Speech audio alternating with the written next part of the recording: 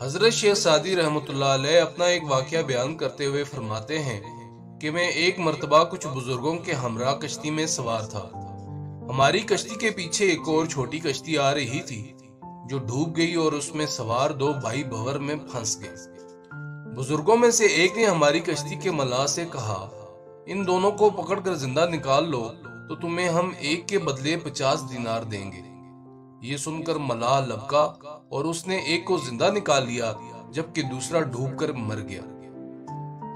حضرت شیخ سعدی فرماتے ہیں، میں نے کہا کہ یہ اس لیے مر گیا کہ اس کی زندگی مزید باقی نہ تھی اور شاید اسی وجہ سے تو نے اسے پکڑنے میں کوتاہی کی۔ ملاح نے میری بات سنی تو ہنس پڑا اور کہنے لگا، آپ جو فرماتے ہیں وہ درست ہے، لیکن ایک اور بات بھی ہے، اور وہ یہ کہ ایک مرتبہ میں جنگل میں جا رہا تھا، سفر کرتے ہوئے میں تھک گیا۔ یہ جو زندہ بچ گیا ہے اس نے مجھے اونٹ پر بٹھا لیا، اور جو مر گیا ہے اس نے ایک مرتبہ مجھے بچپن میں کوڑے سے مارا تھا۔ حضرت شیخ سعدی بیان کرتے ہیں، میں نے اس ملاح کی بات سن کر کہا کہ اللہ عز و جل نے سچ کہا، جو نیک کام کرتا ہے فائدہ اسی کو ہوتا ہے اور جو گناہ کرتا ہے نقصان اٹھاتا ہے۔ بس جہاں تک ممکن ہو سکے کسی کا دل نہ دکھاؤ، کیونکہ اس رستے میں بہت زیادہ کانٹے ہیں۔